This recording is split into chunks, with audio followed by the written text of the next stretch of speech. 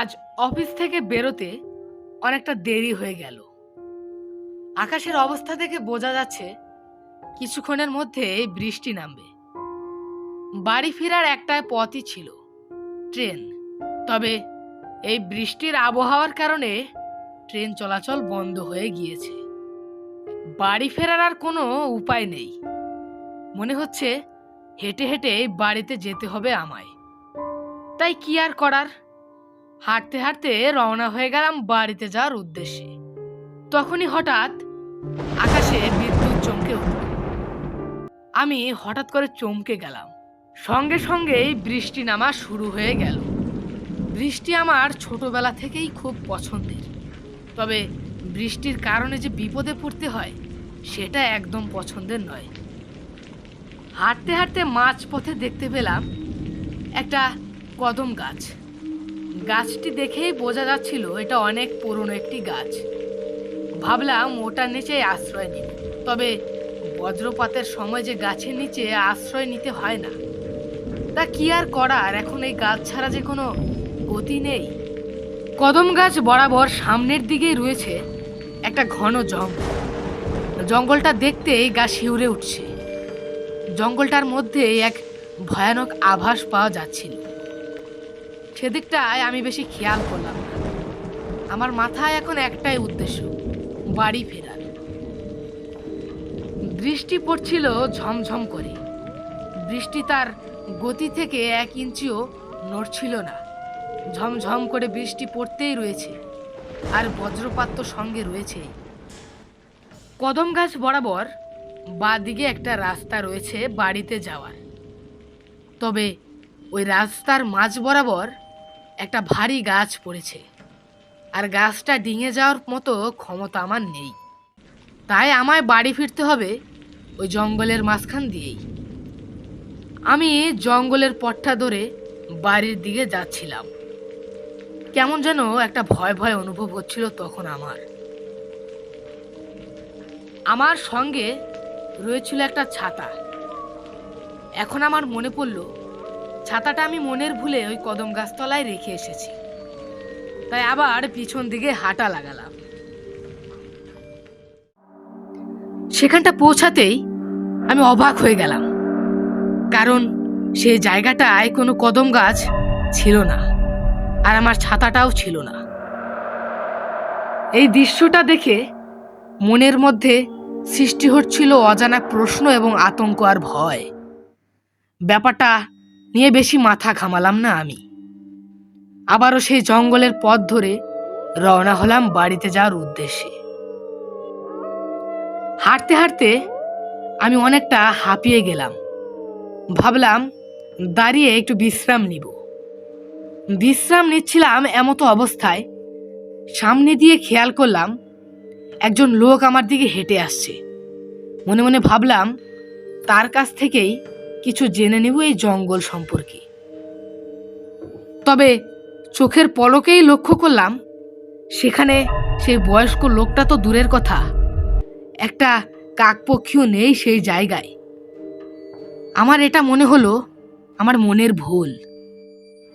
মনে ভয় নিয়ে সামনের দিকে এগোতে লাগলাম। আর ওদিকে আকাশে ঝমঝম করে বৃষ্টি পড়ছেই, আর হঠাৎ হঠাৎ বজ্রপাত। হাঁটতে হাঁটতে মাঝপথে আমি লক্ষ্য করলাম একটা বাড়ি। ভাবলাম বাড়িটায় গিয়ে আশ্রয় নেওয়া যাক। এই বজ্রপাতের মধ্যে বাইরে থাকাটা সুবিধার নয়। তাই বাড়ির ভিতরে কোনো ডাক না দিয়েই ঢুকে পড়লাম। দেখতে পেলাম একজন সবুজ রঙের গেঞ্জি পরা এক বৃদ্ধ লোক তার খাটের উপর বসে রয়েছে। আমায় দেখে সে বলে উঠল, কি ব্যাপার বাবু, কোথা থেকে এলেন এখানে? এই জঙ্গলে তো কোনো মানুষ সচরাচর আসে না, আপনি হঠাৎ এখানে? আসলে আমি আমার বাড়ি ফিরছিলাম, তা আবার এদিকে বৃষ্টি নেমে আসলো, তো তাই আর কি ভাবলাম আপনার বাড়িতে আশ্রয় নেওয়া যাক। আমি কি কিছুক্ষণ আপনার বাড়িতে আশ্রয় নিতে পারি? বৃষ্টিটা থেমে গেলে আমি চলে যাব। হ্যাঁ হ্যাঁ বাবা, থাকো তুমি, কোনো সমস্যা নেই। একা একা আমার এই বাড়িতে কোনো ভালোই লাগে না। তুমি হলে একটা সঙ্গী পেলাম গল্প করার মতো। কাকা, আপনাকে অনেক ধন্যবাদ এই দুঃসময়ে সাহায্য করার জন্য। আর বলবেন না, বাইরে অনেক বজ্রপাত হচ্ছে। তা আপনি এই বাড়িতে একাই থাকেন নাকি কেউ রয়েছে? আমি এই বাড়িতে একাই থাকি। আমার ছেলেমেয়েরা বহু আগেই মারা গিয়েছে। এখানে একাই থাকি আমি। আচ্ছা বাবা, তুমি থাকো, আমি একটু বাইরে থেকে আসছি, একটু বাথরুমে যাব। লোকটার কথাবার্তা শুনে আমার মনে হলো সে ভীষণ ভালো লোক। একা একা ঘরে রয়েছি এভাবে প্রায় 1-2 ঘন্টা কেটে গেল, কিন্তু লোকটার আসার কোনো নাম নেই। আমি ভাবলাম লোকটার হয়তো কোনো বিপদ হয়েছে, তাই তাকে খুঁজতে বাইরে বেরিয়ে গেলাম। বাইরে তখনও ঝমঝমিয়ে বৃষ্টি পড়ছে। বৃষ্টিতে ভিজতে ভিজতে তাকে আমি খুঁজছিলাম। কাকা, ও কাকা, কোথায় কোথায় গেলেন আপনি? আসুন, জলদি আসুন। এই বজ্রপাতের মধ্যে বাইরে থাকাটা ঠিক হবে না। কোনো আওয়াজ শুনতে পেলাম না আমি তার। ভাবলাম কোনো একটা বড় বিপদ হয়েছে তখন। তাকে খুঁজতে জঙ্গলের আরও ভিতরে চলে গেলাম আমি। ভিতরে যেতেই আমি দেখতে পাই সেই কদম গাছটি। কদম গাছটি দেখার পর আমার গায়ের লোম দাঁড়িয়ে গেল। কেমন যেন একটা ভয় অনুভব হচ্ছিল তখন আমার। পরিবেশটা আরও ঘোলাটে এবং অন্ধকার হয়ে যাচ্ছে। আকাশে বজ্রপাত তো তার সঙ্গে রয়েছেই। তখনই হঠাৎ নারী কণ্ঠের এক কান্নার আওয়াজ আমার কানে ভেসে আসলো।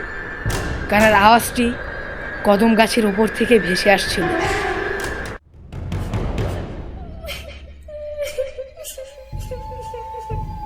আমি ভাবলাম হয়তো কেউ ও গাছের ওপর রয়েছে।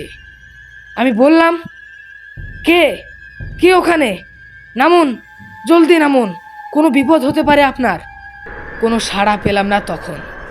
তখন হঠাৎই এক অন্যরকম বাতাস শুরু হয়ে গেল।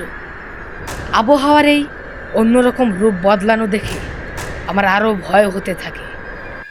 তখনই আমার সামনে পরপর 3টে আলোক রশ্মি জল জল করে জ্বলতে থাকে। আর তখনই সেই আলোক রশ্মির ভিতর দিয়ে বেরিয়ে আসে নরপিশাচের দল। তারা আমার দিকে এমনভাবে তাকিয়ে রয়েছে যেন আমাকে এখনই গিলে খেয়ে ফেলবে। আমি তাদের দিকে তাকিয়ে ভয়ে ভয়ে বললাম, আপনারা আপনারা কে কে আপনারা এখানে এখানে কি করছেন? আমরা কে? আমরা যে তোর জম, তোকে যে এখন আমরা বাঁচতে দেব না।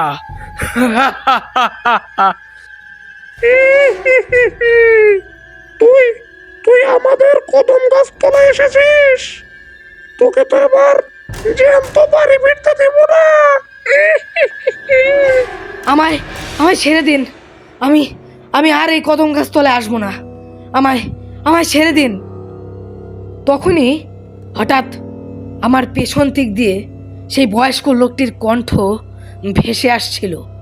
সে আমায় বলছিল, দাঁড়াও দাঁড়াও বাপু, আমি আসছি। তুমি তুমি কোনো কথা বলো না, আমি তোমাকে রক্ষা করব, তুমি দাঁড়াও। সেই বৃদ্ধ লোকটা তখন আমার সামনে এসে একটা কাঠের টুকরো নিয়ে সিঁড়িতে আগুন জ্বালিয়ে দিল।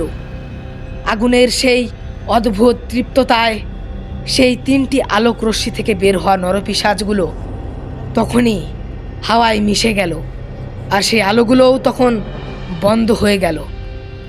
আমি এই দেখে অবাক হয়ে সেই বৃদ্ধ লোকটিকে বললাম, আপনি আপনি এই কাজটা কিভাবে করলেন? এ তো এক অসম্ভব শক্তিশালী কাজ। আসলে বাপু, এ কাজটা কোনো অসাধারণ কিছুই না। আসলে আগুন দেখে ভূত প্রেতেরা বহু বছর আগে থেকেই ভয় পায়।